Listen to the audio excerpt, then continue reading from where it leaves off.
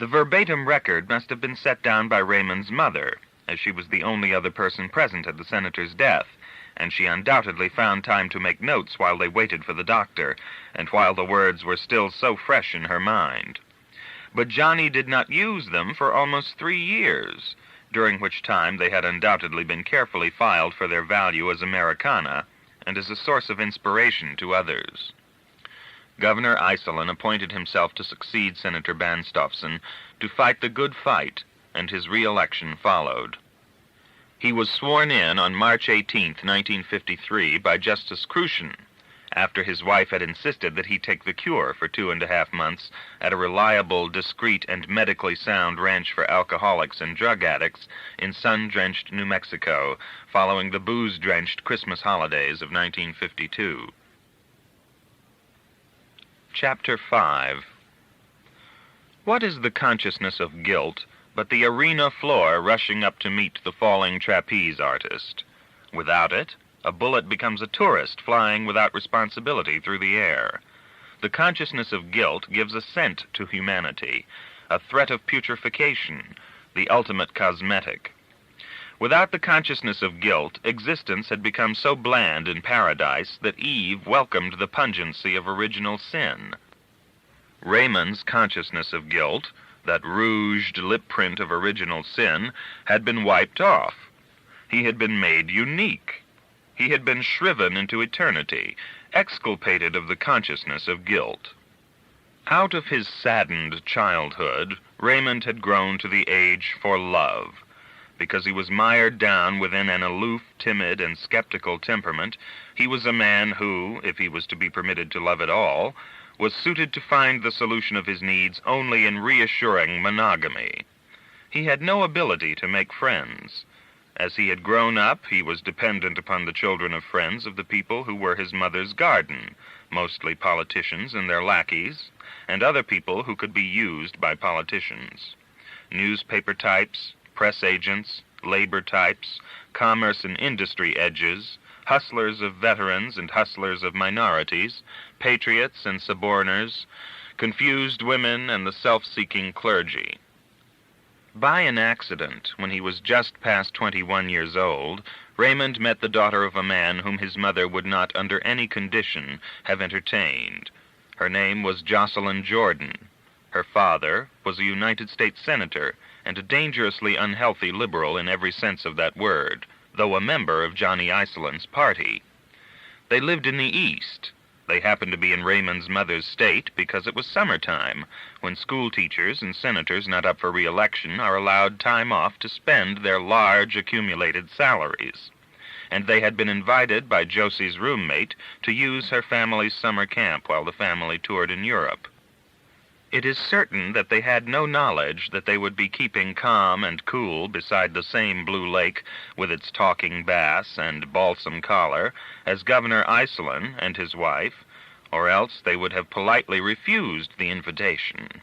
When they did find out, they were established in the summer camp and had not been shot at, so it was too late to do anything about it. Josie was 19 that summer when she came around a turning of the dusty road, at the moment the snake had bitten Raymond, as he lay in his wine-colored swimming trunks where he had tripped and fallen in the road, staring from the green snake as it moved slowly through the golden dust toward the other side of the road to the neat new wound on his bare leg. She did not speak to him, but she saw what he saw, and, stopping, stared wordlessly at the 2 dark red spots against his healthy flesh, then moved quickly to the small plastic kit attached to the back of her bicycle seat, removed a naked razor blade and a bottle of purple fluid, and knelt beside him. She beamed expert reassurance into his eyes from the sweet brownness of her own, and cut crosses with the razor blade in each dark red spot, traversed both of them with a straight cut, then put her mouth to his leg and drew 2 mouthfuls of blood out of it. Each time, after she spit the blood out, she wiped her mouth with the back of her hand, like a laborer who had just finished a hero sandwich and a bottle of beer. She poured the purple fluid on the cuts, bound Raymond's leg with 2 strips of a handkerchief she had ripped in half, then saturated the improvised bandage with more purple liquid over the wounds. "I hope I know what I'm doing," she said in a tremulous voice. "My father is scared tiddly about snakes in this part of the country, which is how I happen to ride around with a razor blade and potassium permanganate solution. Now don't move. It is very, very important that you don't move and start anything that might be left from that snake circulating through your system." She walked to her bicycle as she talked. "I'll be right back with a car. I won't be 10 minutes. You just stay still now, you hear?" She pedaled off rapidly around the same turning of the road that had magically produced her. She had vanished many seconds before he realized that he had not spoken to her, and that although he had expected to die when the snake had bitten him, he had not thought about the snake's bite, nor his impending death from the instant she had appeared. He looked bemusedly at his crudely bandaged leg below the swimming trunks. Purple ink and red blood trickled idly along his leg in parallel courses, and it occurred to him that if this had been happening to his mother's leg, she would have claimed the purple mixture as being her blood. A car returned, it seemed to him almost at once, and Josie had fetched her father along because it would give him such a good feeling to know that all of those warnings about snakes in the woods had been just. A man has few enough opportunities like that when he assists in the raising of children, who must be hoisted on the pulley of one's experience every morning to the top of the pole for a view of life as extensive as that day's emotional climate would bear, then lowered again at sundown to be folded up and made to rest and carried into their dreams with reverence. They brought Raymond back to the summer camp, believing him to be in a state of shock because he did not speak. Raymond sat beside Josie in the back seat with his fanged leg propped up on the back of the front seat. The senator drove and told horrendous snake stories wherein no one bitten ever recovered. The way Raymond looked at Josie in that back seat told her well that he was in a state of shock, but she was at 19 sufficiently versed to be able to differentiate between the mundane and the glorious kinds of shock. At the camp, the senator made his examination of the wound and was thrown into high glee when there seemed to be no swelling on, above, or below the poisoned area. He took Raymond's temperature and found it normal. He cauterized the wounds with a carbolic acid solution, while Raymond continued to stare respectfully at his daughter. When he had finished, the senator asked the only possible sensible question. "Are you a mute?" he said. "No, sir." "Ah, thank you very much," Raymond said. Miss Jocelyn Jordan," the senator said, "and considering that you two are practically related by blood, it is probably time you met." "How do you do?" Raymond said. "And now, under the quaint local custom, it is your turn to tell your name," the senator explained gravely. "I am Raymond Shaw, sir." "How do you do, Raymond?" the senator said, and shook hands with him. "I have saved your life," Josie said with a heavy vaudeville Hungarian accent, "and now I may do with it what I will." "I would like to ask your permission to marry Jocelyn, sir." Raymond was deadly serious, as always. The Jordans exploded with laughter, believing Raymond was working to amuse them, but when they looked back to him to acknowledge his sally and saw the confused and nearly hurt expression on his face, they became embarrassed. Senator Jordan coughed violently. Jocelyn murmured something about gallantry not being dead after all, that it was time she made some coffee, and went off hastily toward what must have been the kitchen. Raymond stared after her. To cover up, although for the life of him he could not have explained or understood what he was covering up, the senator sat down on a wicker chair beside Raymond. "Is your place near here?" he asked. "Yes, sir. It's that red house directly across the lake." "The Iselin house?" Jordan was startled. His expression became less friendly. "My house," Raymond said succinctly. "It was my father's house, but my father is dead, and he left it to me." "Forgive me, I had been told that it was the summer camp of Johnny Iselin, and of all places in this world for me to spend a summer, this—" "Johnny stays there sometimes, sir, when he gets too drunk for my mother to allow him to stay around the capital." "Your mother is a Mrs. Iselin?" "That's right, sir." "I once found it necessary to sue your mother for defamation of character and slander. My name is Thomas Jordan." "How do you do, sir?" "It cost her $65,000 and costs. What hurt her more than the payment of that money was that I donated all of it to the organization called the American Civil Liberties Union." "Oh." Raymond remembered the color of his mother's words, the objects she had broken, the noises she had made, and the picture she had painted of this man. Jordan smiled at him grimly. "Your mother and I have been, and will always be, divergent in our views, not to say inimical of one another's interests. And I tell you that after long study of the matter, and of the uses of expediences, by all of us in politics." Raymond smiled back at him, but not grimly, and he looked amazingly handsome and vitally attractive, Josie thought from far across the room as she entered, carrying a tray. He had such even white teeth against such a long tanned face, and he offered them the yellow-green eyes of a lion. "If you weren't sure of that, sir," Raymond said, "you couldn't be sure of anything, because that is the absolute truth." They both laughed, unexpectedly and heartily, and were friends of a sort. Josie came up to them with the cups and the coffee and a bottle of rye whiskey, and Raymond began to feel the beginnings of what was to be a constant summer-long nausea as he tried to equate the daughter of Senator Jordan with the ancient carbonized prejudice of his mother. That summer was the only happy time, excepting one, the only fully joyous, concentrically transforming time in Raymond's life. 2 pure and cooling fountains were all Raymond ever found in all that aridness of time allotted to him. 2 brief episodes in his entire life in which he awoke each morning looking forward in joy to more joy, and found it. Only twice was there a time when he did not maintain the full and automatic 360-degree horizon of raw sensibilities, over which swept the 3 searing beams of suspicion, fear, and resentment, flashing from the loneliness of the tall lighthouse of his soul. Josie showed him how she felt. She told him how she felt. She presented him with the pomp of new love, 1,000 small and radiant gifts each day.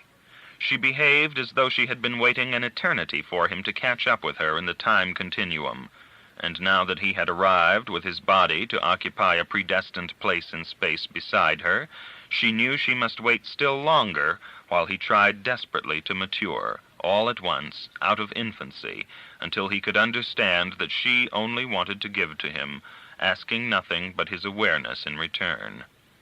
She behaved as though she loved him, a condition that could swing in suspension to fix his concentration, but which, when he could understand, would need to blend with his love, matching it exactly. He walked beside her. Once or twice he touched her, but he did not know how to touch her or where to touch her. However, she saw right on the surface of him how greatly he was trying to learn, how he was struggling to lose the past so he could tell her of the glories she made him feel, and of how enormously he needed her. Every morning he waited outside her house, staring as though he could see through the walls until she came running out to him. They spent all of every day together. They separated late in the darkness.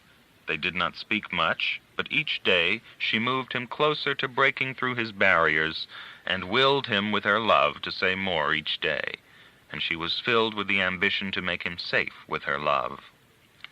The summer was the second best time in his merely twice-blessed living span.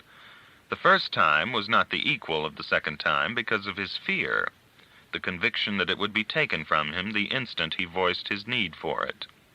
Whatever they did together, he held himself rigid, awaiting the scream of his mother's rage, and it cost him 30 pounds of his flesh because he could not keep food down as he battled to hold the thoughts of his mother and Josie apart. His mother found out about Josie in time, and who Josie's father was, of course, and it was all over. Johnny said he didn't want to be around when she told Raymond what had to be. He went back to the capital, where he had a lot of work to do anyway. Raymond got home late that night. His mother was waiting for him. She was wearing a fantastically beautiful Chinese housecoat. It was orange-red. It had a deep black Elizabethan collar that stood up straight behind and around her shining blonde head, in the mode of wicked witches. But it made her look very lovely and very kind. and she smelled very beautiful and enlightened as Raymond dragged his dread behind him into the room, sickened to find her awake so late. There she sits like a mail-order goddess, serene as the star on a Christmas tree, as calm as a jury, preening the teeth of her power with the floss of my joy, soiling it, shredding it, and just about ready to throw it away. And she is getting to look more and more like those two-dimensional women who pose for nail polish advertisements, and I have wanted to kill her for all of these years, and now it is too late. What the hell do you want, Mother? What the hell kind of a greeting is that at 3:30 in the morning? It's 2:45. What do you want? What's the matter with you? I'm shocked to be in a room alone with you after all these years, I guess. All right, Raymond, so I'm a busy woman. Do you think I work and ruin my health for myself? I do it for you. I'm making a place for you. Please don't do it for me, Mother. Do it for Johnny. Worse, I couldn't wish him. What you're doing to Johnny is the worst you could wish him. What is it? I'll double it. I speak of that little communist tart. Shut up, Mother. Shut up with that. His voice rose to a squeak. Do you know what Jordan is? Are you out to crucify Johnny? I can't answer that. I don't know what you're talking about. I'm going to bed. Sit down. He stopped where he was. He was near a chair. He sat down. Raymond, they live in New York. How would you see her? I thought of getting a job in New York. You have to do your army service. Next spring. Well, I might be dead next spring. Oh, Raymond, for Christ's sake. No one has given me a written, printed, bonded guarantee that I will live another week. This girl is now. What the hell do I care about her father's politics any more than I care about your politics? Josie is all I care about. Raymond, if we were at war now, oh, Mother, for Christ's sake, and you were suddenly to become infatuated with the daughter of a Russian agent, wouldn't you expect me to come to you and object, to beg you to stop the entire thing before it was too late? Well, we are at war. It's a cold war, but it will get worse and worse until every man and woman and child in this country will have to stand up and be counted to say whether or not he or she is on the side of right and freedom or on the side of the Thomas Jordans of this country. I will go with you to Washington tomorrow, if you like, and I will show you documented proof that this man stands for evil and that he will do anything to win that evil. That was the gist of it. Raymond's mother began her filibuster at approximately 3 o'clock in the morning, and she kept at him, walking beside him, wherever he went in the house, standing next to him, talking shrilly of the American dream and its meaning in the present, pulling stops out bearing the invisible labels left over from 4th of July speeches and old Hearst editorials, such as The Red Menace, Liberty, Freedom, and America as We Know It, Thought Police and the American Way, until 10 minutes to 11 o'clock the following morning, when Raymond, who had lost so much weight that summer and who had been running a subnormal fever for 3 weeks, collapsed. She had talked through each weakening manifestation of defiance he had made, through his shouts and screams, through his tears and pleadings and whimperings and sobs, and the sure power of her limitless strength slowly and surely overcame his double weakness, both the physical and the psychological, until he was convinced that he would be well rid of Josie if he could trade her for some silence and some sleep. She made him take 4 sleeping pills, tucked him into his trundle bed, and he slept until the following afternoon at 5:45, but was even then too weak to get up. His mother, having put her little boy to beddy by, took a hot shower, followed by a cold shower, ran a comforting amount of morphine into the large vein in her left forearm, which was always covered with those smart long sleeves, and sat down at the typewriter to compose a little note from Raymond to Josie. She rewrote it 3 times to be sure, but when it was done right, and she signed his name and sealed the envelope. She got dressed, popped into the pickup truck, and drove directly to the Jordan camp. Josie had gone to the post office on an errand for her father, but the senator was there. Raymond's mother said it would be necessary for them to have a talk, so he invited her inside the house. The Jordans packed and left the lake by 6 o'clock that evening. Josie, who had fallen as deeply in love with Raymond as he with her, and more than that, because she was healthy and normal, never really understood quite why it was all over. Her father told her that Raymond had enlisted in the army that morning, had telephoned only to say that he could not see Josie again, and goodbye. Her father, having read the terrible letter, had shuddered with nausea and burned it. Raymond's mother had explained to him that despite their own personal differences, she had come to say to him that his daughter was far too fine a girl to be hurt or twisted by her son, that Raymond was a homosexual and in other ways degenerate, and that he would be far, far better forgotten by this sweet, fine child. Chapter 6. In February 1953, just a little more than 2 months after his discharge from the Army, Raymond got a job as a researcher legman confidant for, and as janitor of, the ivory tower of Holborn Gaines, the distinguished international political columnist of the Daily Press in New York.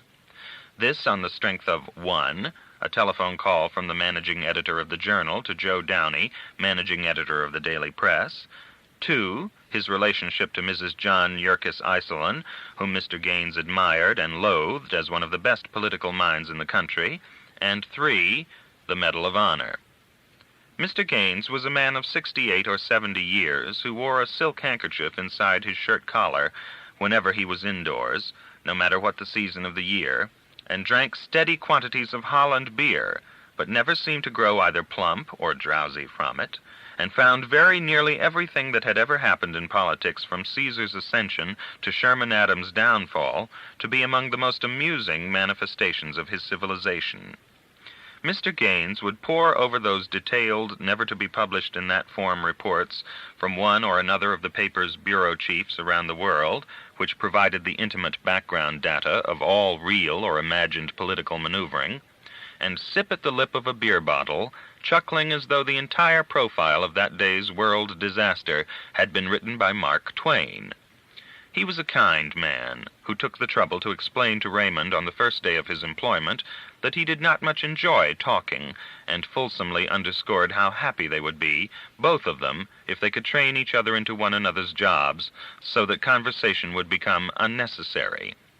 This suited Raymond so well that he could not believe his own luck, and when he had worked even faster and better than usual, and needed to sit and wait until Mr. Gaines would indicate, with a grunt and a push at a pile of papers, what the next job would be, he would sit turned halfway in upon himself, wishing he could turn all the way in, and shut everything out and away from himself.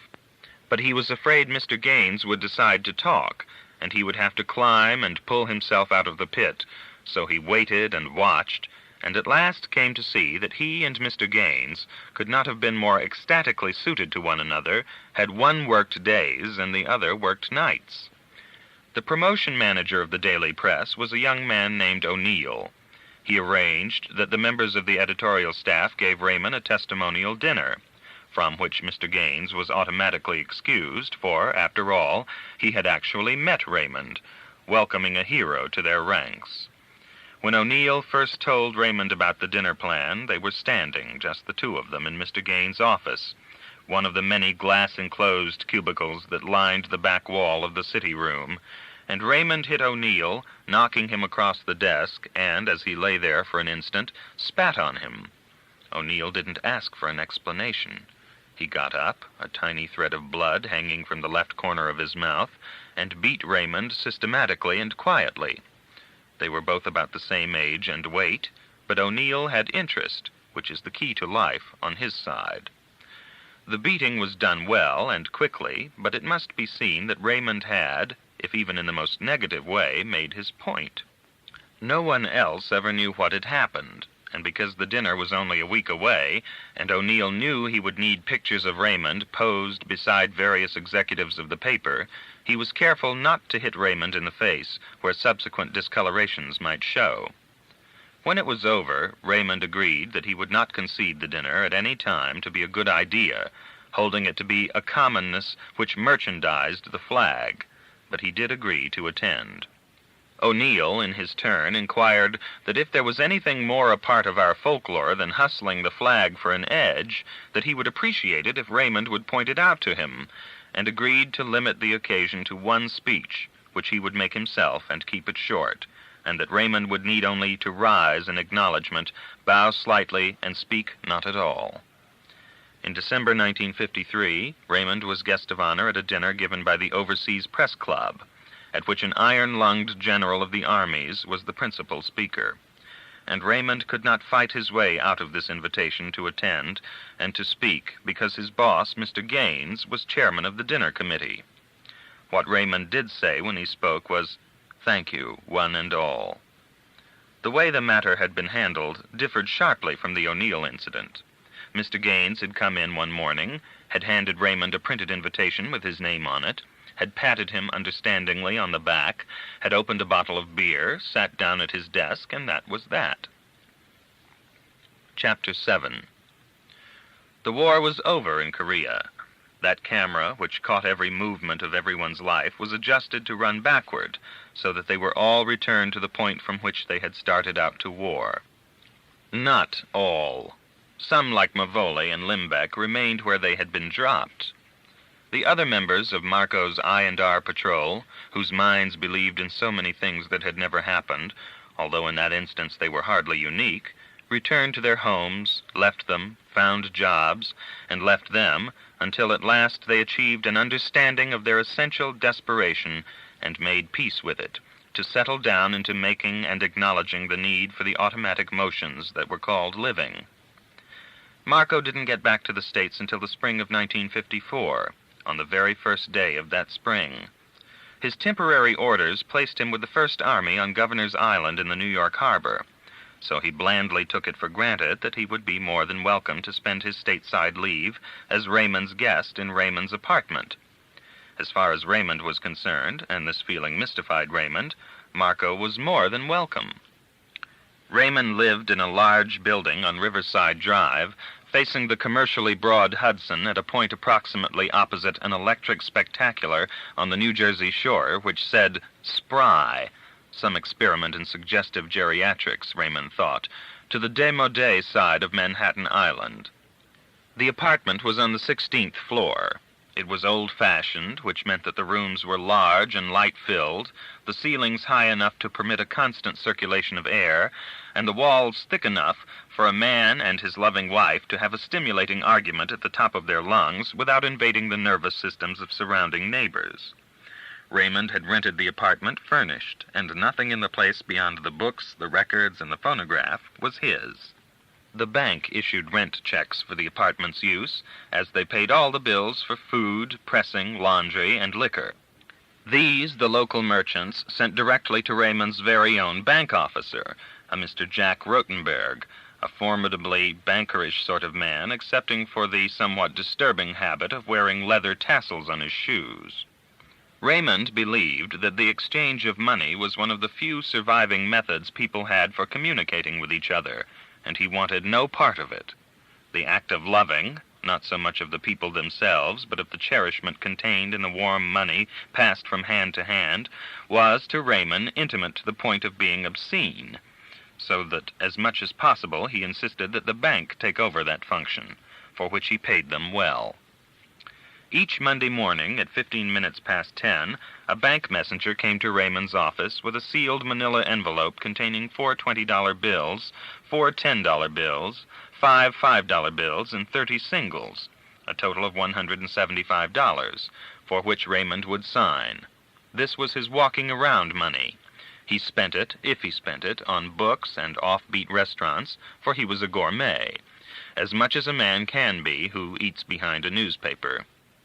His salary from the daily press of $135.81 after deductions he mailed personally to the bank each Friday, and considered himself to be both lucky and shrewd to be living in the biggest city on the western continent for what he regarded as a net of $40 per week cash. The living expenses, rent and such, were the bank's problem. As much as possible he ate every meal alone, excepting perhaps once a month when he would be forced into accepting an invitation from O'Neill with some girls. All the men Raymond ever knew seemed to be able to summon up girls the way he might summon up a tomato juice from a waiter. Raymond was a theatrically handsome man, a well-informed man, and an intelligent one. He had never had a girl inside his large, comfortable apartment. He bought the sex he needed for $25 an hour, and he had never found it necessary to exceed that time period, although he filled it amply every time.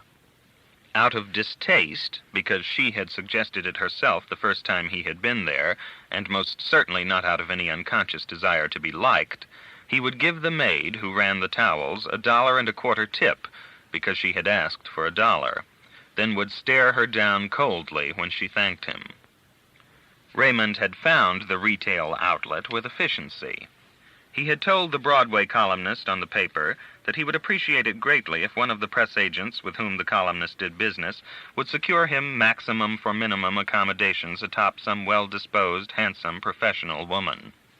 Had he known that this ritual and the attendant expense were the direct result of the release conferred on him by Yen Lo in Tung Hua, he would have resented it, because although the money meant little to him, and although he enjoyed the well-disposed, handsome, professional woman very much, he would just as well have preferred to have remained in the psychological position of ignoring it, because it meant getting to bed on the evenings he was with her much later than he preferred to retire, and it most certainly had cut into his reading.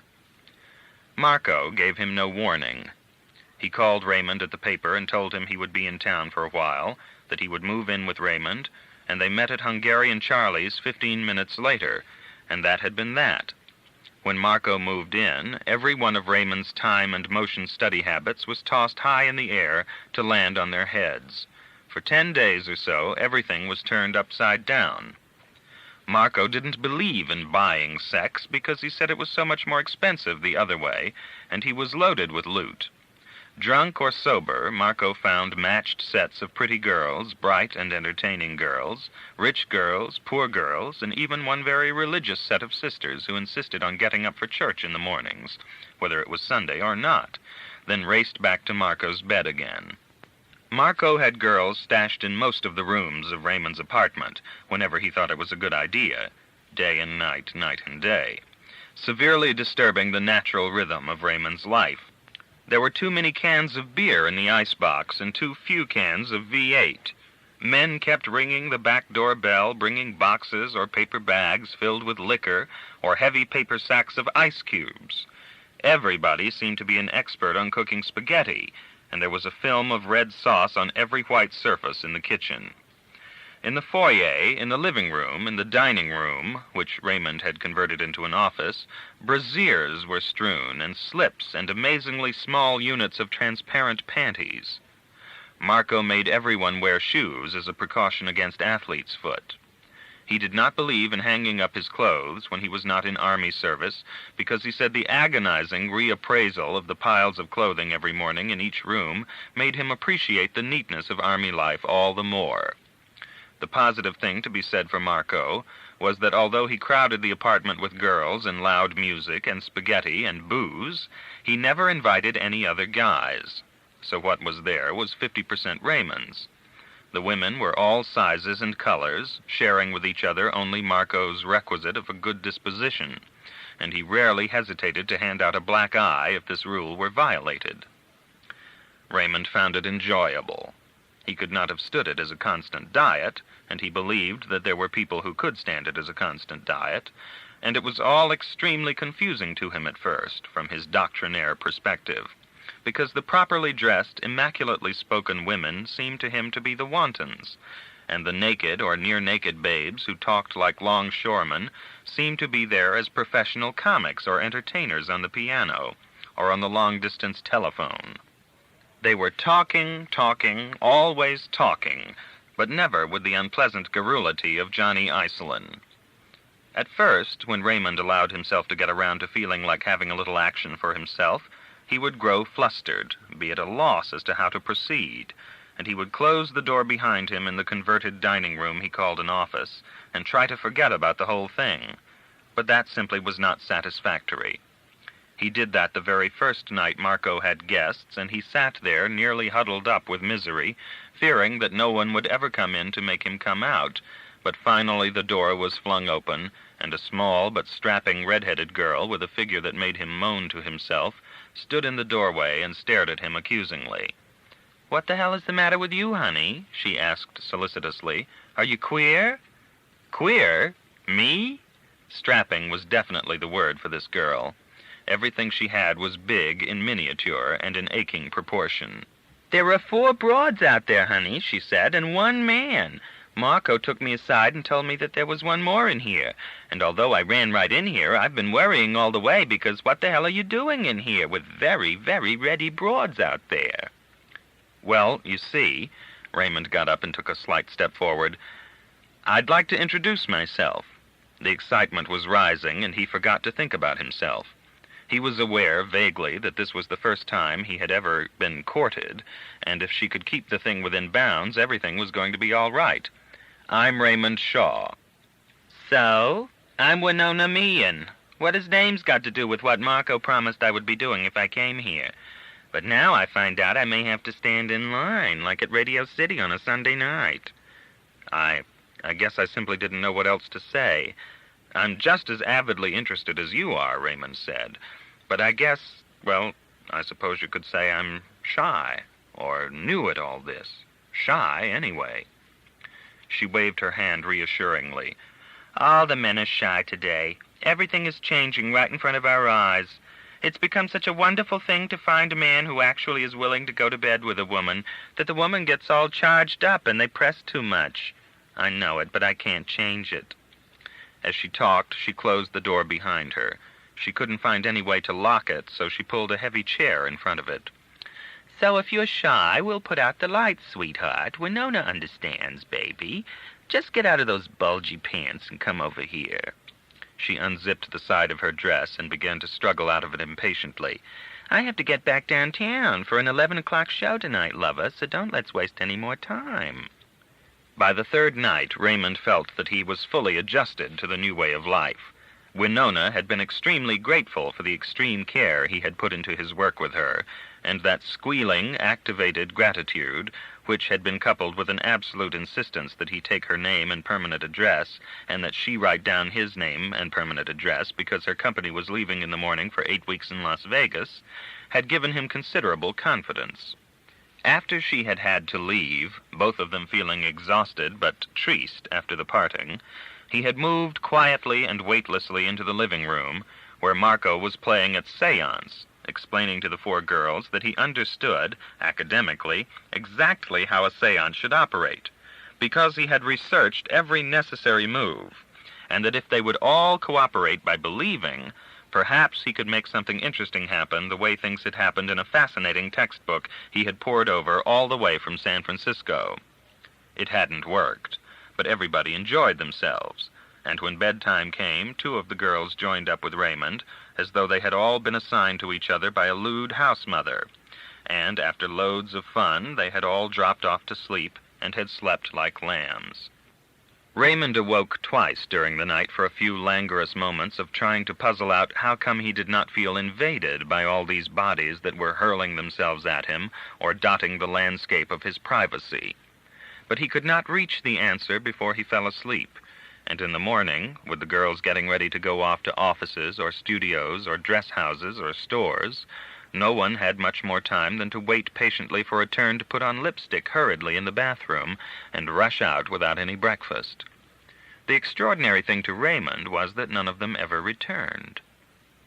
Marco would spend all of his day in the reading room of the 42nd Street Library, then in the late afternoon devote 2 hours to fruitful bird-dogging that was, mysteriously to Raymond, always successful. And when Raymond got back to the apartment at 6:22 every day, there would never be less than 3 interested and interesting girls there, making spaghetti or using the telephone. Marco explained on the first Saturday morning that women were much more like men in many almost invisible ways than men were, particularly in the non-involvement area, in which they were many, many more times like men, simply because their natural instinct to capture and hold could be suspended.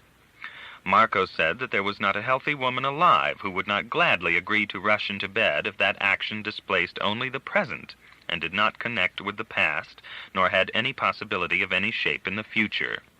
Good health could be served in this way, he said. No fears of reputation tarnish could threaten. It meant sex without sin. in the sense that in the middle of the 20th century, when sexual activity is credited to a woman by several men, creating what was termed a past could also penalize her for any sexual activity in the future. Since good health demands good sex, he assured Raymond that very nearly the entire female population of the city of New York would happily cooperate with him if approached in the proper, understanding manner. "But how?" Raymond asked him in awe and bewilderment. "How what? How do you approach them?" "Well, I do have the edge on others by being patently an officer and a gentleman by act of Congress, and I am graced with a certain courtliness of manner." "Yes, I agree, but so am I." "I approach them smiling. I tell them I am an officer passing through New York, leaving in the morning for my new station in Hawaii, and that merely by looking at them I find them enormously attractive sexually." "But what do they say?" "First, of course, they thank me. They are with it, Raymond, believe me. They are even away ahead of me, and depending on whether they need to be at home that evening to greet a loyal breadwinner, or under the clock at the Biltmore to persuade a courtier, or are committed to one or another irrevocable obligations which mar metropolitan life, they are keenly aware that one night is such a short burst of time in such a packed and crowded, concealing city as New York." "But what do they say?" "Actually," Marco told him pedantically, "I don't actually know until I get back here and the doorbell begins to ring, who will arrive and who won't. I always invite 6, every afternoon. So far, we have not had to make do with less than 3, and—" "But how do I get them here?"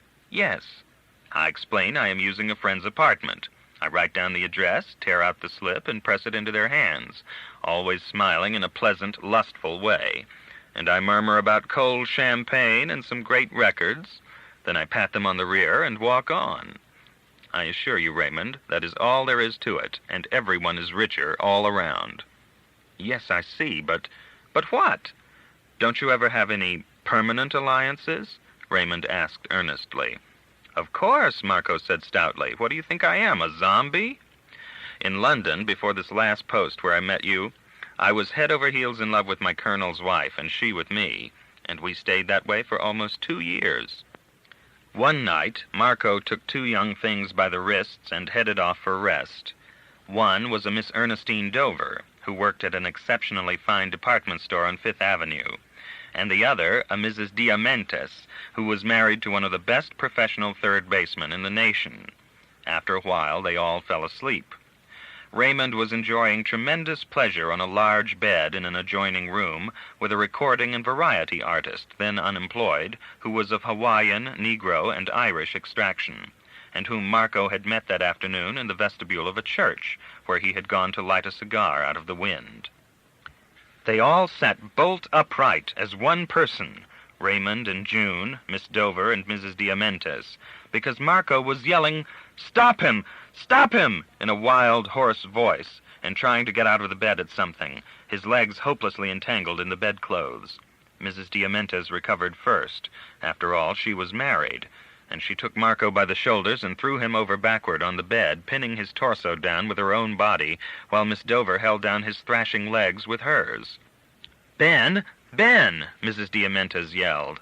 "It's okay, lover, it's okay. You ain't over there, you're over here," Miss Dover shrilled. Raymond and June stood naked in the doorway. "What's the matter?" Raymond said. Ben was rolling and pitching, his eyes wide open, as feral as a trapped animal who is willing to leave a paw behind if it can only get away from the teeth. June swooped an old highball up from the bureau and, rushing across the room, poured it on Marco. It brought him out. The girls climbed off him. He didn't speak to anyone, but he stared at Raymond apprehensively. He shuffled dazedly out of the room and into the bathroom. He shook his head slowly from side to side as he walked, in tiny arcs like a punch-drunk fighter, and his left cheek flinched with a tic. He closed the bathroom door behind him, and they heard the lock snap and the light go on. Miss Dover went to the bathroom door and listened, and suddenly the tub taps were turned on with full force. "Are you all right, honey?" Miss Dover said, but there was no answer. After a while, although Marco wouldn't get out of the bathtub or speak, they all went back to sleep, and Mrs. Diamentes went in with Raymond and June. Marco's 9th day was a Sunday. Without any warning, they were suddenly alone. All the chicks had gone to other roosts. Marco brooded over such a hangover as had not happened to him in 14 years, since he had mixed Beaujolais wine with something called Wilkins Family Rye Whiskey. They ate steak for breakfast. Raymond opened the French windows and sat idly watching the river traffic and the multicolored metal band that never stopped moving along the West Side Highway. After a while, with Marco sunk into the silence of his perfect hangover, Raymond began to talk about Josie. She had gotten married 2 months before. She was living in the Argentine. Her husband was an agronomist.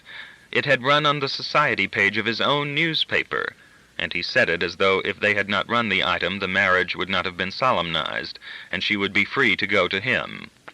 Marco was ordered to Washington the following Thursday, and he left without ever having seen the inside of a building at Governor's Island. He was ordered to the Pentagon, where he was assigned to active duty in Army intelligence and promoted to major. Of the 9 men left from the patrol that had won Raymond the Medal of Honor, only 2 had nightmares with the same awful context. They were separated by many thousands of miles, and neither knew the other was suffering through the same nightmares, scene for scene, face for face, and shock for shock. The details of the nightmares and the rhythm of their recurrence were harrowing. Each man dreamed he was seated in a long line with the other men of the patrol on a stage behind Sergeant Shaw and an old Chinese, facing an audience of Soviet and Chinese officials and officers, and that they smiled and enjoyed themselves in a composed and gentling way, while Shaw strangled Edma Voley, then shot Bobby Limbeck through the head. A variation of that dream was the drill session dream, where they faced a blackboard while drill masters took them through an imaginary battle action until they had memorized all details assigned to them. The incomprehensible part of the nightmare was that the details of the battle action they were taught exactly matched the battle action that had won Shaw the Medal of Honor. There was more. One of these men had no course but to try to forget the nightmares as soon as they happened. The other man had no course but to try to remember the dreams while he was awake, because that was the kind of work he did, no other reason. Marco had been trained into wasteless usage of his highly developed memory. The first nightmare had come to him in bed with Miss Dover and Mrs. Diamentes. It had frightened him as he had never been frightened before. He had sat in that bathtub filled with cold water until daybreak, and if the humorous, noisy women had not been there, he would not have been able to face Raymond that morning. The dreams started again with regularity after he got to Washington. When he dreamed the same terrifying dream every night for 9 nights and began to develop hand tremors at his work, it grew into an obsession with him which he could not share with anyone else. The Soviet uniforms haunted him. Watching his friend kill 2 of his men in front of all of them every night, causing himself to become a part of the technicolor print of the action, complete and edited, was like an attack upon his sanity. He could not tell anyone else about it until he felt he might understand any part of it, so that people would have some reason to listen to him. Marco began to live with the incubus. Inside of it when he was awake, it appeared inside of him when he was asleep. He would fight his way out, knowing he would be returned to it later because he could not stay out of sleep, and he made detailed written records of the section of the nightmare he had just left behind and which waited to threaten him again. He gave up women because what happened to him while he slept frightened them, and he was fearful that he would talk or shout, and that the word would go out that he was slightly shock-simple. He must have been getting a little strange to give up women. Women were food to Marco, and drink, and exciting music. The written notes grew voluminous, and after a while he transferred them all to a large, loose-leaf notebook. They said such things as, "Where did the interpreter Chun Jin get a cigar? Why was he allowed to sit as an equal in a chair beside a Soviet general?" Marco began to keep careful score as to how many times such things appeared in the dreams. "What is that blackboard?" he would note. 3 different colors of chalk. Why do the Chinese know in advance and in such detail about an action which will wipe out 1 full Chinese infantry company? Why are the men of the patrol being worked so hard to remember so many details and different sets of details? His conflict between the love and admiration and respect for Raymond, which Yen Lo had planted in his mind, and his detailed, precise notes on exactly how Raymond had strangled Mavole and shot Lembeck, had him beginning to live in dread and horror that everything which he still believed was happening in his imagination might somehow, someday, be proved to have happened in life. Marco had no thought that these things had ever happened. The notes were to keep him from unhinging, to provide the tools of his daily work to hold down his sanity. The dreams settled down to an occurrence of about 3 times a week in 1955, then began to step up inexorably in their appearances in 1956, until Marco was stumbling through his days on just about 3 hours sleep each night.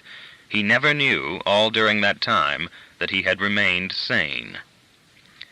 In July 1956, at about 9:20 on a hot night for most New Yorkers, Raymond was reasonably cool as he sat before his opened French windows just inside the small balcony that was cleared by a strong breeze which had bowled down the Hudson River Valley. He was reading Lecomte and Sundine's Unified French course, because he had decided he would like to work directly from the notes of Brillat-Savarin and Escoffier during his recreational cooking periods, a new interest that had come to him since the many pleasant evenings when he had assisted so many expert young women in making so many different kinds of spaghetti sauce. The telephone on the desk beside his chair rang. He picked it up. "Raymond Shaw, please." It was a pleasant male voice with an indefinite accent. "This is he. Why don't you pass the time by playing a little solitaire?" "Yes, sir." Raymond disconnected. He burrowed through the desk drawers until he found playing cards. He shuffled the cards carefully and began to play. The Queen of Diamonds did not show up until the 3rd layout. The telephone rang again 40 minutes later as Raymond was smoking and watching the Queen on the top of the squared deck. "Raymond?" "Yes, sir." "Can you see the Red Queen?" "Yes, sir." "Do you carry an accident insurance policy?" "No, sir." "Then tomorrow you will apply through the insurance department of your newspaper. Take all the standard benefits on a replacement income of $200 per week for total disability for as long as you have to be away from your job. Also take hospital insurance." "The paper carries that for me, sir." "Good. 1 week from next Saturday, on the 14th of July, you will report at 11:10 a.m. to the Timothy Swarden Sanitarium at 84 East 61st Street. We want you here for a checkup. Is that clear?" "Yes, sir." "Very good. Good night, Raymond." "Good night, sir." The connection was discontinued.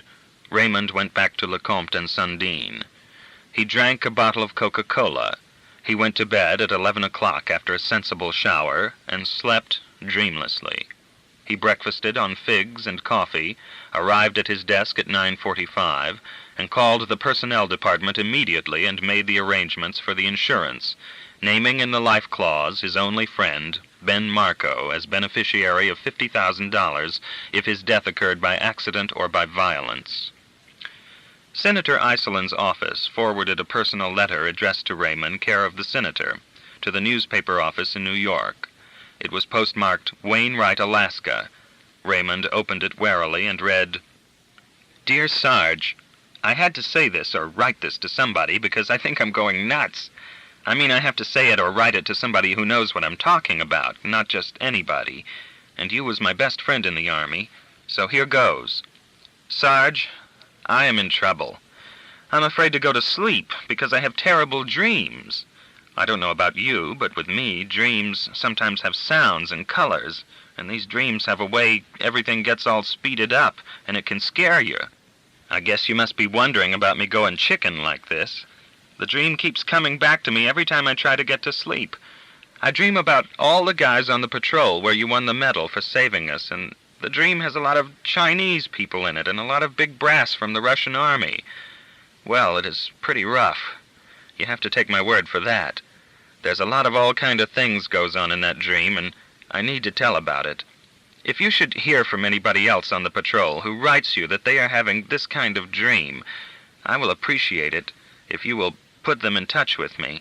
I live in Alaska now, and the address is on the envelope. I have a good plumbing business going for me here, and I'll be in good shape if these dreams don't take too much of the old zing out of me.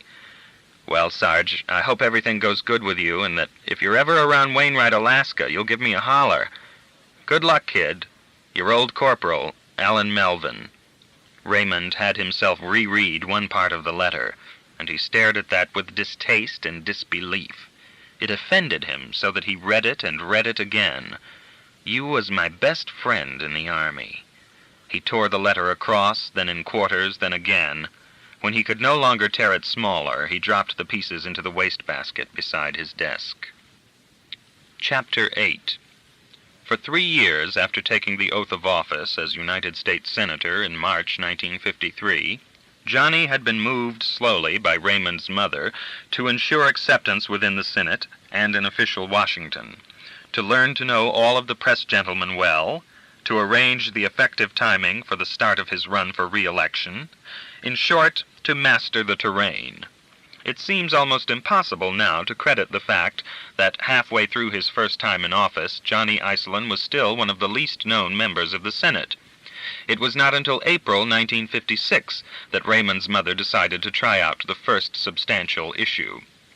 On the morning of April 9th, Johnny showed up at the press briefing room at the Pentagon to attend a regularly scheduled press conference of the Secretary of Defense.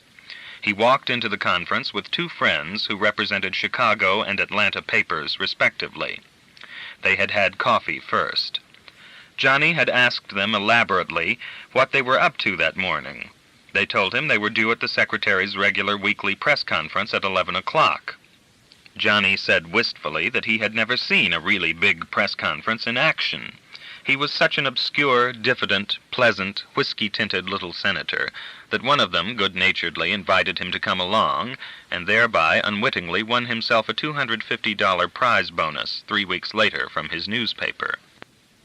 Johnny was so lightly regarded at that time, although extremely well known to all the regulars covering the Washington beat, that if he was noticed at all, no one seemed to think it a bit unusual that he should be there. However, immediately after, the press conference writers who had not been within 500 miles of Washington that morning claimed to have been standing beside Johnny when he made his famous accusation. Editorialists, quarterly magazine contributors, correspondents for foreign dailies, and all other trend tenders used up a lot of time and wood pulp and collectively earned a lot of money writing about that extraordinary morning when a senator chose to cry out his anguish and protest at a press conference held by the Secretary of Defense. The meeting, held in an intimate amphitheater that had strong lights for the newsreel and television cameras, and many seats for correspondents, opened in the expected manner as the Secretary, a white-haired, florid, terrible-tempered man, strode on stage to the lectern flanked by his press secretaries and read his prepared statement concerned with that week's official view of integration of the nation's military and naval and air forces into one loyal unit. When he had finished, he inquired into the microphones with sullen suspicion whether there were any questions.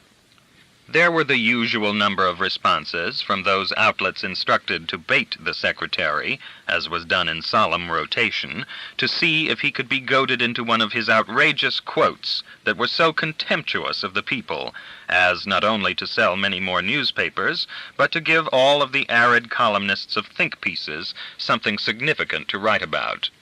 The Secretary did not rise to the bait. As the questions came in more slowly, he began to shuffle his feet and shift his weight. He coughed and was making ready to escape when a loud voice, tremulous with moral indignation but brave with its recognition of duty, rang out from the center of the briefing room. "I have a question, Mr. Secretary."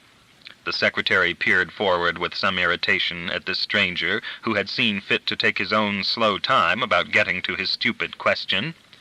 "Who are you, sir?" he said sharply, for he had been trained into politeness to the press by a patient team of wild horses and by many past dislocations, which had been extremely painful, resulting from getting his foot caught in his mouth. "I am United States Senator John Yerkes Iselin, sir," the voice rang out, "and I have a question so serious that the safety of our nation may depend upon your answer." Johnny made sure to shout very slowly so that before he had finished, every newspaper man in the room had located him and was staring at him with that expectant lust for sensation which was their common emotion. "Who?" the secretary asked incredulously, his voice electronically amplified, making it sound like the mating call of a giant owl. "No evasions, Mr. Secretary," Johnny yelled. "No evasions, if you please." The secretary owned a tyrant's temper, and he had been one of the most royal of big business dynasts before he had become a statesman. "Evasions?" he roared. "What the hell are you talking about? What kind of foolishness is this?"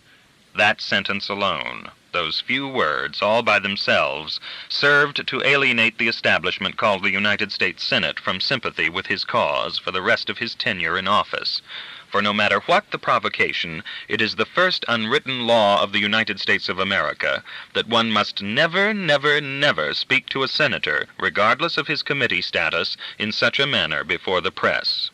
The members of the press present, who now recognized Johnny in his official status, grew light-headed over the implications of this head-on encounter of two potentially great sellers of newspapers, magazines, and radio and television time.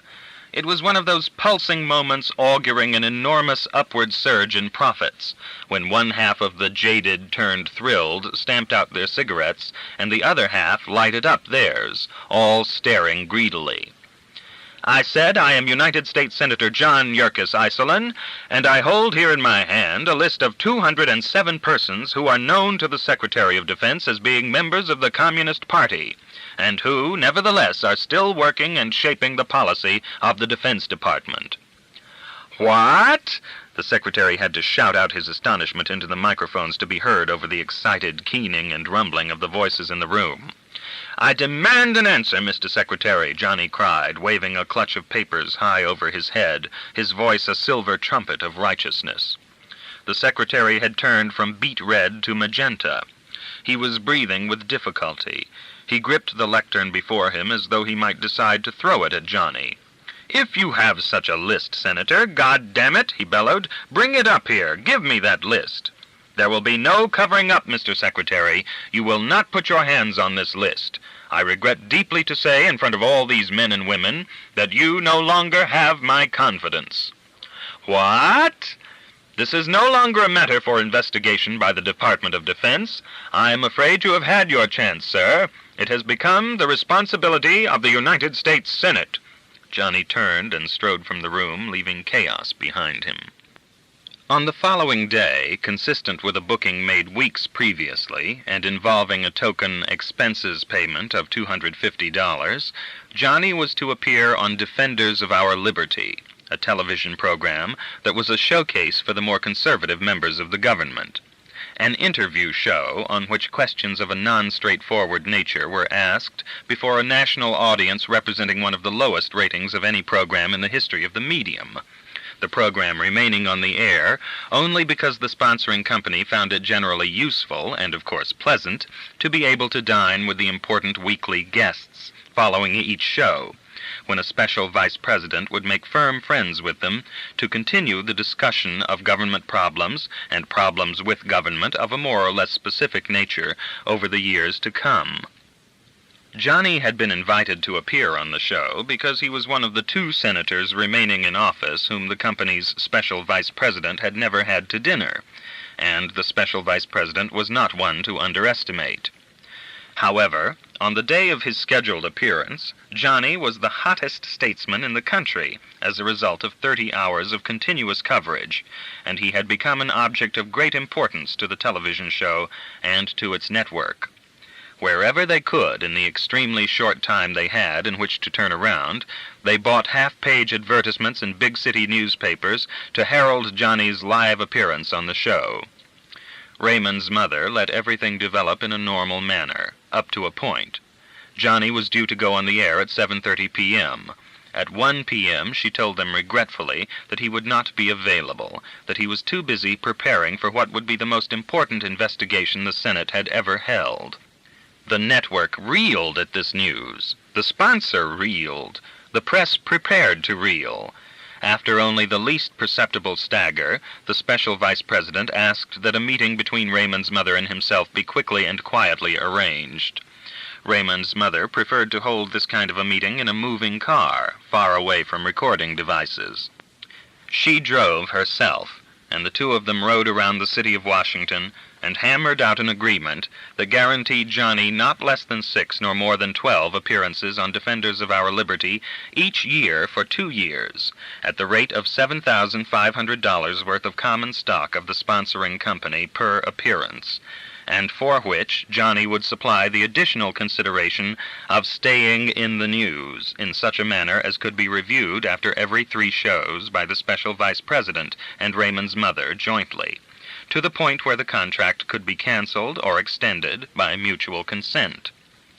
Therefore, Johnny was most certainly on hand to face the fearless panel of 5 newspapermen before the television cameras at 7:30 that evening. The developments and charges of the previous day were laid on all over again, with one substantial difference concerning the actual number of communists in the Defense Department. What follows is an excerpt from the record of the telecast. Senator Iselin: Yesterday morning I discussed the communists high up in the Defense Department. I stated that I had names of 58 card-carrying members of the Communist Party. Now, I say this: they must be driven out. They must be dragged out into the open from under the protection of the Defense Department. James F. Ryan, Stamford B. But do you have the names of 58 actual card-carrying members, absolute communists who direct the policy of the Department of Defense, actual card-carrying communists? Senator Iselin: I do, Jim, yes. James F. Ryan: Well, I'm just a common man who's got a family and daughters and a job. You mean to say there are 58 actual card-carrying communists in our Defense Department that direct or control our Department of Defense policy or help direct it? Senator Iselin: Well, Jim, I don't want to give you or the rest of the American people the reassurance that there are only 58 communists high in the Defense Department. I say I have the names of only 58. James F. Ryan: It is my duty to ask this question and face the consequences of asking it later. Is the Secretary of Defense one of the names on that list? Senator Iselin: I refuse to answer that question at this time, Jim, and I am sure you know what I mean. The program was interrupted for the closing commercial right at that point, and it was an enormous success. As Raymond's mother told Johnny from the very beginning, it wasn't the issue itself so much as the way he could sell it. Lover, you are marvelous, that's all, just absolutely goddamn marvelous, she told him after the television show. The way you punched up that old stale material, why, I swear to God I was beginning to feel real deep indignation myself. She did not bother him with the confusion that had immediately arisen over the differences in figures she had given him on the 2 days. She was more than satisfied that the ruse had had people arguing all over the country about how many communists there were in the Defense Department, rather than whether there were any there at all, and it didn't interest Johnny anyway whether the true figure was 207 or 58, until the day she handed him the speech he was to read on the floor of the Senate on April 18th. In that speech, Johnny said there were 82 employees of the Defense Department who ranged from persons whom I consider to be communists down to individuals who were bad risks. On April 25th, Raymond's mother reduced this figure at a press conference that had been called by the press of the nation itself, and not by Johnny's team, at which Johnny announced that he would stand or fall on his ability to prove that there was not just one communist in the Department of Defense, but one who was the top espionage agent of an inimical foreign power within the borders of the United States of America. Johnny had taken a riding in the Senate cloakroom after he had changed the figures for the second time in the Senate speech, and he was as sore as a pup at having been made to look silly in front of his pals. When Raymond's mother told him he was to drop the figure to one communist from 207 in less than a month, he rebelled bitterly. "What the hell do you keep changing the communist figures for all the time?" he asked hotly just before the press conference was to open. "It makes me look like a goddamn fool. "You'll be a goddamn fool if you don't go in there and do as you're told. Who the hell are they writing about all over this goddamn country, for Christ's sake?" Raymond's mother asked. "Are you going to come on like a goddamn expert all of a sudden? Like you knew what the hell you were talking about all of a sudden? Now come on, hon, I was only—" "Shut up, you hear? Now get the hell out there," she snapped at him. So Senator Iselin had to face a battery of microphones, cameras, and questions as big as ever had been assembled for any president of the United States to say, "I am willing to stand or fall on this one. If I am wrong on this one, I think the subcommittee would be justified in not taking any other cases I ever brought up too seriously." If the scorecard of working communists in the Defense Department seems either tricky or confusing, it is because Raymond's mother chose to make the numbers difficult to follow from day to day, week to week, and month to month. During that launching period when his sensational allegations were winning Johnny headlines throughout the world for two reasons. First, it was consistent with one of Raymond's mother's basic verities, that thinking made Americans' heads hurt, and therefore was to be avoided. Second, the figures were based upon a document that a Secretary of Defense had written some 6 years before to the chairman of a House committee, pointing out that at the end of World War II, 12,798 government employees who had worked for emergency war agencies had been temporarily transferred through the Defense Department. Then that group had been reduced to 4,000, and a recommendation against permanent employment had been made in 286 cases. Of these, 79 had actually been removed from the service. Raymond's mother's subtraction of 79 cases from 286 cases left 207 cases, the number with which she had had Johnny kick off. She had made one other small change. The Secretary's actual language had been recommendation against permanent employment, which she had changed to read members of the Communist Party, which Johnny had adjusted to read card-carrying communists.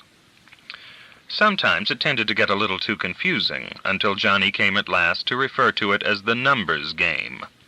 On one edgy day, when Johnny had been drinking a little before he went on the Senate floor to speak, things got rather out of hand when he began to switch the figures around within the one speech reported in the Congressional Record for April 10th, in which he spoke of such varying estimates as a very sizable group of active communists in the Defense Department, then referred to vast numbers of communists in the Defense Department.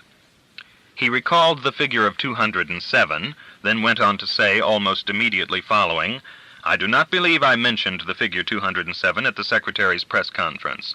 I believe I announced it was over 200.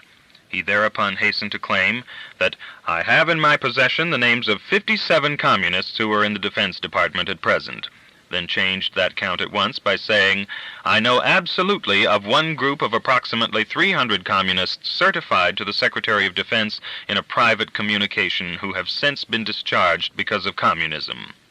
And then at last, sweating like a badly conditioned wrestler, he sat down, having thoroughly confused himself. He knew he was going to catch hell when he got home that night, and he did. She turned on him so savagely that in an effort to defend himself and to keep her from striking him with a blunt object, he demanded that they agree to stay with one goddamn figure he could remember. Raymond's mother realized then that she had been taxing him and making his head hurt, so she settled on 57, not only because Johnny would be able to remember it, but because all of the jerks could remember it too, as it could be linked so easily with the 57 varieties of canned food that had been advertised so well and so steadily for so many years. Within 3 months, Johnny bought Raymond's mother a case of gin for making him the most famous man in the United States, and he was doing just as well all over the world. The whole thing was so successful that within 5 months after his first charges, a Senate committee undertook a special investigation of Johnny, a public investigation that produced over 3 million words of testimony, of which Johnny claimed later on to have produced 1 million of those words himself. Some important individuals refused to tolerate Johnny and said so publicly, and other bodies of elected public servants seemed to disagree with him. But when they came up to it in the end, they equivocated because by that time Johnny had generated an extraordinary amount of fear, which he beamed directly into the eyes of all who came close to him. Chapter 9. A short man with dark hair and skin, blue eyes, and blond eyebrows called for Raymond at his apartment at 10:17 the morning of July 14, 1956, the day after the investigating committee had published their report on Johnny, and a hot Saturday morning it was. The man's name was Zilkov. He was director of the KGB, or Committee of State Security for the region of the United States of America east of the Mississippi River. The MVD, or Ministry of Internal Affairs, is much larger. The MVD has very wide powers and functions, but they hold to a jurisdiction of a somewhat more public nature inside the Soviet Union. The KGB, however, is the secret police. Its director has ministerial rank today, and is a much more feared personality than Gomel, the present MVD head. Zilkov was proud of the power he represented. Raymond opened in response to the doorbell and stared coldly at the strange man. They disliked each other instantly, which was nothing against Zilkov, because Raymond disliked almost everybody instantly. "Yes," Raymond drawled obnoxiously. "My name is Zilkov, Mr. Shaw. As you were advised by telephone this morning, I have come to drive you to the Svardan Sanitarium." "You are late," Raymond told him, and turned his back to walk toward his baggage, leaving the man to decide whether he would enter or wait in the corridor. "I am exactly 2 minutes late," the short man snapped. "That is late, isn't it? An appointment is an oral contract. If we should happen to have any other business in the future, try to remember that. Why do you have 3 bags? How many bags do you think you will need in the hospital?" "Have I asked you to help me with the bags?" "That is not the point. An accident case is not admitted to the hospital with 3 pieces of baggage. At the most, you may bring some necessaries in an attaché case." "An attaché case? You do know what that is." "Of course I know what that is. Do you have one?" "One? I have 3. Please to place your necessaries into one of your 3 attaché cases, and we will go." "No." "No?" "I will get there myself. I was told absolutely nothing about having to pack only the bare necessities into a leather envelope. I was told absolutely nothing about having to cope with a minor functionary of an obscure little hospital. That will be all. Return to your work. I will handle this myself." Raymond began to close the door in Zilkov's face. "Wait! Wait nothing! Get your foot out of the door, you boor! Out! Out! You cannot!" The short man threw his weight against the door, but Raymond's greater weight and superior strength gradually slid the security chieftain backward. "Stop! Stop!" Zilkov cried. "Out!" said Raymond inexorably. "No, please! Shaw, listen to me! Why don't you pass the time by playing a little solitaire?" Raymond stopped pushing. Zilkov slipped into the apartment and shut the door behind him. The Timothy Svardan Sanitarium had been a monument to personal philanthropy. Mr. Svardan, dead for 11 years, had been a wealthy alcoholic whose 2 daughters had been caught up in the narcotics habit. He had founded the superb private hospital mostly for himself and his family, but also for the benefit of other drunks and junkies who were friends of the family or friends of friends. Through the spontaneity of this ever-widening circle, the establishment had come to the attention of Georgy Beryozova's organization men who protected Soviet security on the eastern seaboard of the United States, and eventually 2 full floors of the 7-floor hospital were taken over entirely for security use. The entire establishment having been bought at a real bargain from the youngest daughter, who had still not been able to kick the cocaine habit, regardless of the advantages her father had showered on her medically. Under the new management, the Little Haven was in its 2nd successful year of operation, as one of the few money-making operations maintained by the Soviets, thanks to the many patients still loyal to the Svardan family. Raymond had not actually been hit by a hit-and-run driver, but the many hospital and insurance and police forms served to legitimize his stay, or the visits of others who from time to time found it necessary to go to Svardan for checkups. Raymond had taken a taxi to the hospital and had checked in as he would have into a hotel, and within a half hour 2 Soviet nurses had him in bed on the sealed 5th floor. His right leg was put into a plaster cast, then in traction, and his head was bandaged. He had been put into unconsciousness by voice signal while this was being done, and the memory of the morning's events was erased. The office staff at the hospital had notified the police, and a squad car came by immediately to interview the cab driver who had brought Raymond in after seeing him hit by a green station wagon with Connecticut plates. Fortunately, 3 other witnesses corroborated the account: 2 women who lived in the neighborhood, and a young lawyer from Bayshore, Long Island. The personnel manager at the Daily Press was notified to activate both the hospital and accident policies indicated by the identification cards found in Raymond's wallet.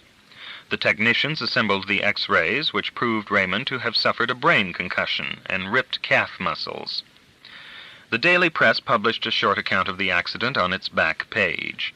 This was how Major Marco learned about it, and how Raymond's mother and Johnny got the news. Raymond's boss, Holborn Gaines, dropped everything, a beer bottle and a report from the Manila office, and rushed to the hospital to see if there was anything he could do to help. The desk attendant, a Soviet Army lieutenant, upon studying his credentials and checking them against a list of Raymond's probable and therefore accredited visitors, sent him to the 5th floor just as though it were not a sealed floor. He was met at the elevator by a rugged Army nurse who was wearing the traditional cap worn by graduates of the Mother Cabrini Hospital of Winsted, Connecticut, where she had never studied, but which gave the establishment a certain amount of professional verisimilitude. Mr. Gaines was permitted to look in on Raymond, unconscious though he was, in traction and in presumed travail, and was told the running wheeze of the profession everywhere, that Raymond was doing as well as could be expected. Gaines left a bottle of scotch for Raymond with the pretty young nurse, 5 feet tall, 173 pounds, mustache, warts. He also passed the word along that Raymond was to take it easy and not worry about anything, which the nurse was careful not to tell Raymond in the event of possible prearranged code use. Technicians who worked directly under Yen Lo, albeit also possessing a political rating or classification, were flown in on embassy quota from the Pavlov Institute in the Ukraine. They went to work on Raymond between visiting hours, checking his conditioned apparatus from top to bottom. 5 years had elapsed from the time the controls had first been installed at Tunghua. All linkages were found perfect. A courier took the detailed lab reports to the embassy in Washington. From there, they were transmitted by diplomatic pouch to the project supervisors, who were ostensibly Gomel, Biryazova, and Yen Lo. But Biryazova had been deemed insufficiently worthy following the disappointment that Lavrenti Beria had been to the Kremlin, and he was dead. And Yen Lo refused to look at the reports, saying with a mild smile that they could not do otherwise than certify the excellence of Raymond's conditioned reflex mechanism.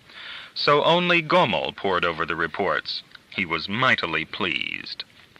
Following the transmittal of the reports overseas, Raymond met his American operator, who was to become his sole manager from that moment on, and whom he would never remember as having seen, and whom he would never be able to recognize as his operator, no matter where or when they met, because it had been designed that way. They were introduced, as it were. Then the American asked to be alone in the room with Raymond. They conferred together for nearly 2 hours before Zilkov interrupted them.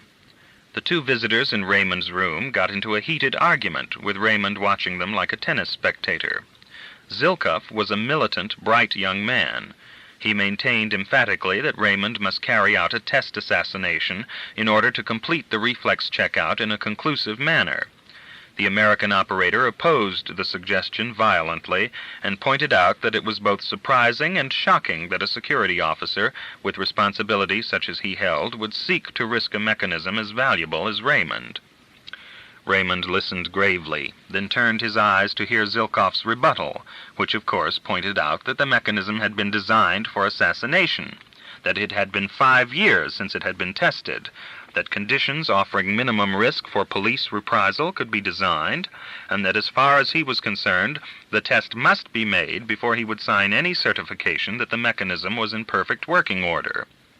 The American operator said, "Very well, if that was how Zilkov felt about it, then Raymond should be instructed to kill an employee of the hospital on one of the sealed floors."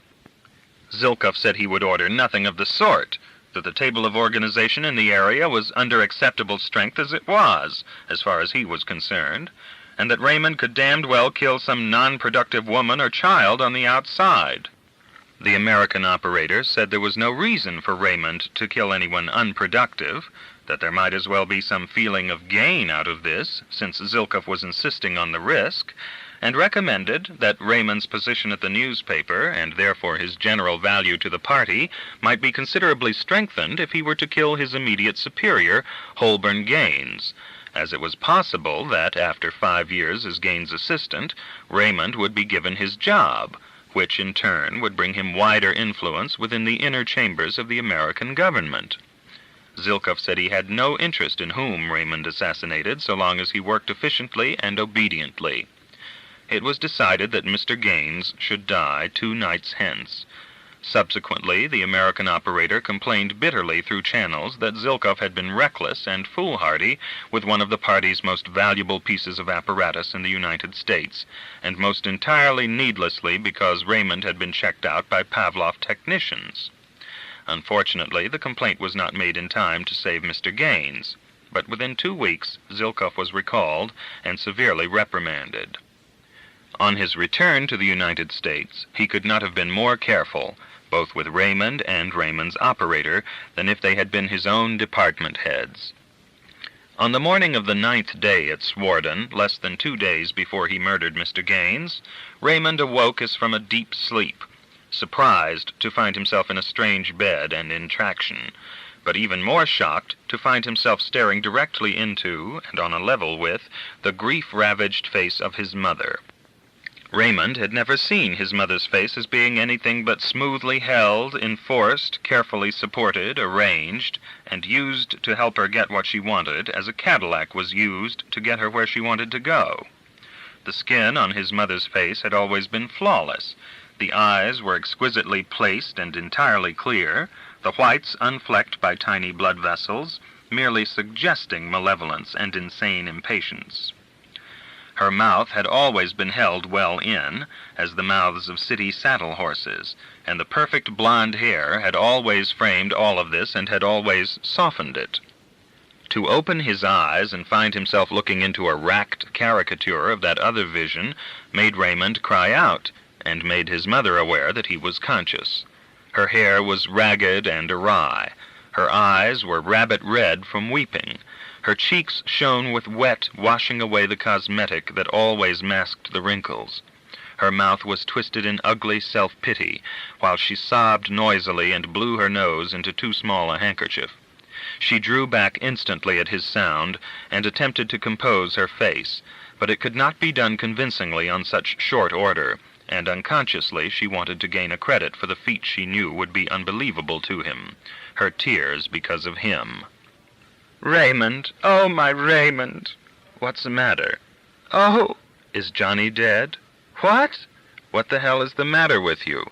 "I came here as soon as I could. I flew here the instant I was able to leave." "Where? Pardon the cliché, but where am I?" "The Swardon Sanitarium." "The Swardon Sanitarium where?" "New York. You were hit by a hit-and-run driver. Oh, I was so frightened I came as soon as I could." "When? How long have I been here?" 8 days, 9 days, I don't know. And you just got here? Do you hate me, Raymond?" "No, Mother." "Do you love me?" "Yes, Mother." He looked at her with genuine anxiety. Had she run out of arm sauce? Had she broken the arm-banging machine? Or was she just a very clever impersonator sent over to play the mother while my true mummy tries to sober up the great statesman?